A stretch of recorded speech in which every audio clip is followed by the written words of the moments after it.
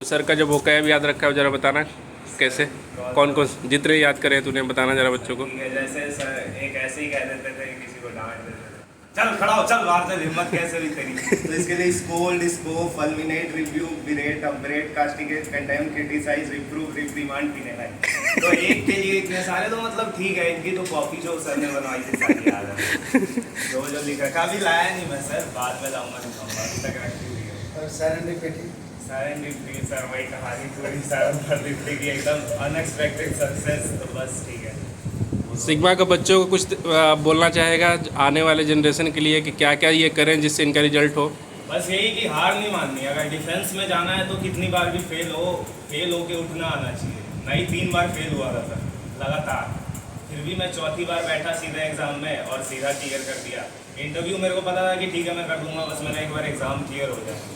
तो फिर मैंने एग्ज़ाम क्लियर किया और फिर इंटरव्यू क्रैक कर दिया। अगर मैं शायद तीसरी बार के बाद रुक जाता तो सर आज शायद रिकमेंड नहीं हुआ है। बहुत बस वही है।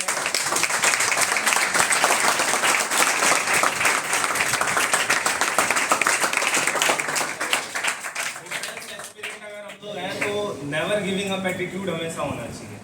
वहाँ भी सर इंटरव्यू में उन्होंने मेरे से यही पूछा था कि तुम चौथे अटेम्प्ट में क्लियर करके आ रहे हो, बहुत बच्चे हैं जो पहले अटेम्प्ट में क्लियर करके आ रहे हैं, तो हम तुम्हें क्यों ले उन्हें क्यों ना ले। तो मैंने उन्हें सर बस यही बोला था कि सर मेरे अंदर नेवर गिविंग अप एटीट्यूड है कि सर 3 बार फेल होने के बाद भी मैं खड़ा हो रहा हूँ, तो मेरे को ये क्या चीज़ है इसकी अहमियत पता है, और फिर अगर मेरे को अहमियत पता है तो इसको बढ़िया से यूटिलाइज मैं करूँगा। और मेरे अंदर फेलियर को जो है ओवरकम करने की कैपेबिलिटी है, तो आप लोग इसीलिए मेरे को ले सकते हैं। और सर मैंने वहाँ ये भी बोल दिया था कि ठीक है अगर मैं कट आउट हूँ आर्मी के लिए तो ठीक है मेरे को ले लो, नहीं तो ठीक है मैं जहाँ भी जाऊँगा वहाँ अपना बेस्ट दूँ। मतलब इसके अलावा कुछ भी नहीं। बहुत ही तो इंटरव्यू में शुरुआत कैसे हुई, पूछा क्या क्या शुरू किया, शुरुआत back firing cross firing question कैसे आए, सर यही कि थोड़ा सा डिटेल में बताओ, 10 मिनट ले लो बेशक। तो भाई शुरुआत तो मतलब यही हुई थी कि अपना नाम बताओ, कहाँ से आते हो, क्या है, अपने पेरेंट्स के बारे में बताओ, अपनी फैमिली के बारे में बताओ, एजुकेशन तुमने कहाँ कहाँ से की ये बताओ, हॉबीज़ क्या क्या की तुमने ये बताओ, फिर वही कि तुम्हारी वीकनेस क्या है ये बताओ। एक बढ़िया सवाल था कि इंडियन आर्मी में तुम क्या चेंज लाना चाहते हो। तो सर बहुत बच्चे सोचते हैं कि इतनी बड़ी ऑर्गेनाइजेशन है हम लोग कुछ नहीं बोलेंगे, डरते हैं। तो मैंने उन्हें सर यही बोला था कि ऑफिसर्स और जवान की जो है शॉर्टेज ऑफ मैन पावर हो रही है, तो मैं उसके लिए वैकेंसी इंक्रीज कर दूंगा ताकि मैन पावर जो है ओवरकम हो जाए।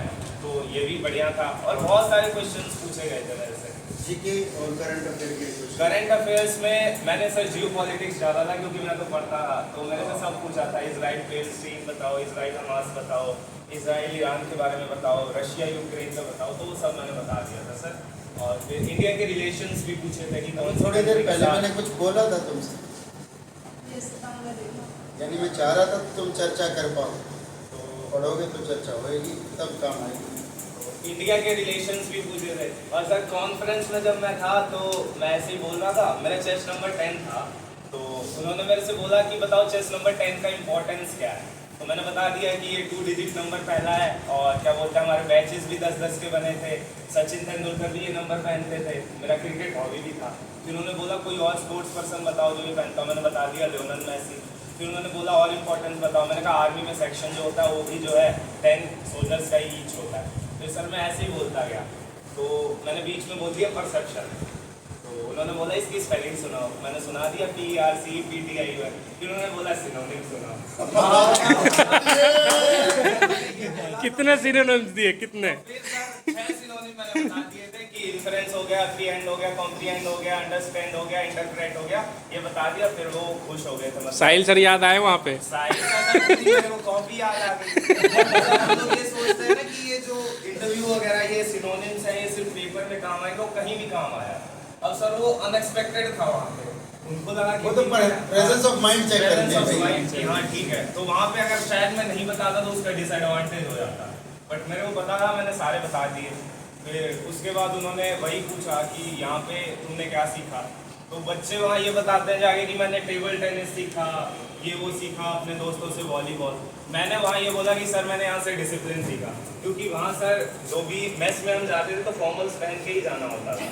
तो जब भी जाओ कॉमर्स में ही जाओ, मैथ्स में या कहीं भी, तो मैंने ये बोल दिया कि मैंने यहाँ से डिसिप्लिन सीखा है। और दूसरा उन्होंने पूछा और बताओ क्या सीखा, तो मैंने बोला सर मैंने यहाँ से रियल प्राइड ऑफ यूनिफॉर्म सीखा, क्योंकि वहाँ जितने भी ऑफिसर्स थे हमेशा वर्दी में रहते थे, तो उसकी असली प्राइड की वैल्यू क्या होती है वो पता लगी, तो मैंने वो भी बताया। फिर एट द एंड वो लोग यही पूछ रहे थे कि बताओ चेंजेस वगैरह क्या है, यहाँ कैसे हैं, तो मैंने सब बता दिया वहाँ पे। और बच्चे बोलते नहीं है कि हम चेंजेस यहाँ पे क्या बोलते हैं, डरते हैं। और यूजुअली बच्चे क्या करते हैं कि अगर प्रेसिडेंट साहब सवाल पूछ रहे हैं तो सिर्फ उनसे आई कॉन्टैक्ट करते हैं। मैं जब वहाँ पे था तो वहाँ पे 22 ऑफिसर्स बैठे हुए थे, तो जैसे हम लोग जीडी में करते हैं ना, मैं वैसे ही सर सबसे आई कॉन्टैक्ट वहाँ पे कर रहा था, तो सभी खुश थे एकदम बढ़िया। सर मेरे जीडी का टॉपिक ये था कि क्या लगता है इंडिया को क्या चीज़ रोक रही है डेवलप होने से आगे। तो उसमें 3 लीड्स थी कि एक ईगो हो गया, और एक ये था कि हमारा ईगो हो गया, और एक पॉलिटिकल पार्टीज हो गई, और lack of participation of citizen. तो मैंने तो यही चुना था, lack of participation of citizen वगैरह। अब देख तो लो ये सब कैसे बोला था। फटाफट बोल रहा है। और जिस दिन ही उस दिन आया था मिलने, उस दिन कैसे बोल के गया था, याद है किसी को? अब अभी आप लोग ना अपना आईक्यू लेवल चेक करो इससे कि इसको कैसे याद है और आपको चीज़ें कैसे याद रहती है। अगर याद नहीं रहती है तो ऐसे याद रखना आज से। तो कल जो start टेस्ट करो। हुआ है ठीक उसमें नंबर कितने आए कि तो वे भूल जाते हैं। ये सुनो, इतने टेस्ट ले लेता है सिग्मा। अच्छा, अब थोड़ी सी कमर्शियल प्रपोजल होना चाहिए, तो बताओ सिग्मा के बारे में कुछ क्या कहना चाहोगे? सिग्मा सबसे बढ़िया मतलब डिफेंस इंस्टीट्यूट है। यहाँ पे सिर्फ अकेडमिकली नहीं मतलब इमोशनली भी सपोर्ट किया जाता है लोगों को। अब जैसे सिद्धार्थ सर हैं, तो किसी बच्चे का प्रॉब्लम वगैरह होता है तो वो समझते हैं, उससे बातचीत वगैरह करते हैं। और अकेडमिकली में तो मतलब साहिल सर तो ये तो लेजेंड है, ये जो पढ़ाएंगे एक बार पढ़ लो वो फिर जीवन भर काम आता है। तो मैंने इस बार खाया था क्या कभी? हाँ सर, मैं बाहर खाया था। इकोनॉमिक्स का क्लास नहीं ले रहा था तो बाहर बैठा हुआ था, तो सर एक दिन जो डांट खाए, डांट तो इसने मेरी भी खाई है, यहाँ बैठा था एक दिन, तू याद है इसी वन में। तो जो डांट खाएगा सफल वही होएगा। तुम में से कोई बच्चा है? डांट तो ठीक है, और सर मैं घर पे भी बहुत पीटा हूँ, तो पीटने का जो है बहुत बड़ा मतलब रोल रहता है। हाँ, क्योंकि अगर जो पीटा नहीं तो फिर वो कामयाब होता नहीं है। और मेरे को याद है इकोनॉमिक्स की क्लास चल रही थी, तो उस टाइम कोई सर थे, मेरे को उनका नाम याद नहीं आ रहा, वो पढ़ा रहे थे, तो मैं नहीं ले रहा था कि 1-2 क्वेश्चंस तो आते हैं इकोनॉमिक्स से, क्या ही पढ़ा। फिर नहीं आए तो 1-2 ही थे, तो फिर सिद्धार्थ सर आए, फिर इन्होंने कहा कि चलो क्लास वगैरह चलिए, ले क्यों नहीं रहे, पहले तो हमारा हो रहा, फिर मैं आ गया, फिर यहाँ पे 5 ईयर प्लान पढ़ा रहे थे, और फिर वही क्वेश्चन पेपर में आ गया। तो उस दिन फिर लगा कि हाँ ठीक है, क्लास वगैरह सब जरूरी है, लेकिन एट द एंड जो है मेहनत अपनी ही काम है। फिर क्योंकि पेपर में बैठे हो फिर ये याद नहीं आता ये कौन से मॉक टेस्ट में सवाल था, ये क्या था, कितनी बार क्या पढ़ा हुआ है, उस टाइम बस वो याद आता है। रिपीटेड चीजें याद आएंगी जो बार बार दिमाग से गुजरी। और पेपर को अटेम्प्ट करने का तरीका आना चाहिए कि ठीक है अटेम्प्ट। अभी इनका प्रीलिम्स है। NDA raise your hand. आप में से एक बार मेरा एक सवाल है आपकी तरफ से कि 1 सितंबर को पेपर में हमें क्या ध्यान रखना चाहिए, मोस्ट इम्पोर्टेंटली मैथ्स और गैट। मैथ्स में तो मैं सिर्फ इतना ही बोलूँगा 50 क्वेश्चन ही करने हैं। कोई है यहाँ जो सोचता है कि मतलब मैं 200 से ज़्यादा लाऊंगा मैथ्स? 190 लाने लगा है। ठीक है, तो मैथ्स पे जो है ज़्यादा ध्यान नहीं देना। ठीक है, मेरा थोड़ा पॉइंट ऑफ व्यू दूसरों के साथ कंट्राडिक्ट कर सकता है, बट ठीक है। मैथ में वहाँ पे क्या होगा, कुछ क्वेश्चंस ऐसे होंगे जो तुम्हें फंसाने के लिए रखे होंगे। ऐसा नहीं है कि सॉल्यूशन नहीं निकलेगा, बिल्कुल निकलेगा, लेकिन ये CBSE वगैरह नहीं है, ये NDA है, वहाँ करने जाएंगे फिर फंस जाएंगे।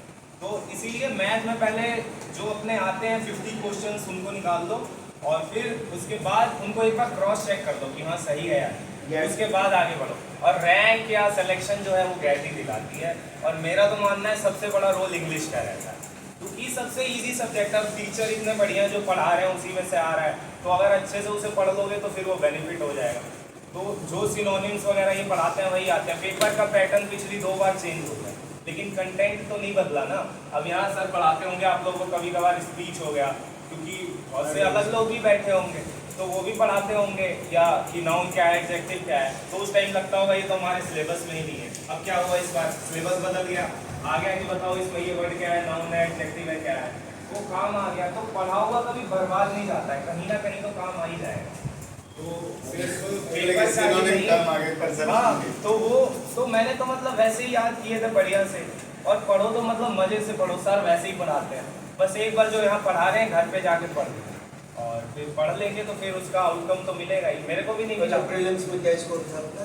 मेरा सर 400 के आसपास ही है इसमें। समझ रहे हो, 900 में से 400 नंबर, 50% से भी कम, और उसके बाद फाइनली सेलेक्टेड। अच्छा, किसी को पर्सनली कोई क्वेश्चन पूछना है? हाँ, किसी को तो कुछ पूछ भी लो। पूछना है तो पूछ लो, कहीं कुछ भी भी। कुछ डाउट हो यार। पूछ सकते हो कुछ भी, कोई भी बच्चा। जो डाउट नहीं पूछेगा मतलब उसकी तैयारी जो नहीं। डाउट नहीं पूछा फिर वो हमेशा जीवन भर डाउट में रहता है। क्योंकि मैं भी सर से पूछ देता था डाउट, इसीलिए मेरी बहस होती थी सर से। सर मेरे को कहते थे अभी नहीं पूछना डाउट, बाद में बताऊंगा, ये वो बीच में। कई बार क्या होता है, कुछ फ्लो बना होता है, मैंने कहा एक बार रुक जाए बस, इसके तुरंत बाद बता दूंगा। एक क्रोनोलॉजी होती है, हो सकता है उस चीज़ का आंसर अभी मिलने वाला हो। क्यूरियोसिटी है इसकी बहुत अच्छी। तो अगर डाउट अभी नहीं पूछोगे, आप लोग मेरे से अभी घबरा रहे हो तो और इसने मेरे किसी से साथ क्या एक doubt? चैलेंज लगाया था, पता है क्या? जैसे आप खड़ा होगा पूछ। जैसे उन्होंने आपको क्वेश्चन सेट किया और आप उसमें फंस गए, तो आप इसमें उसको कैसे ओवरकम करेंगे? जैसे आपको फंस गए तो उसमें फिर तो दो इसने चीजें- प्रीलिम्स क्लियर कर रखा था, उसके बाद इसने तैयारी की थी। तेरा क्लियर है?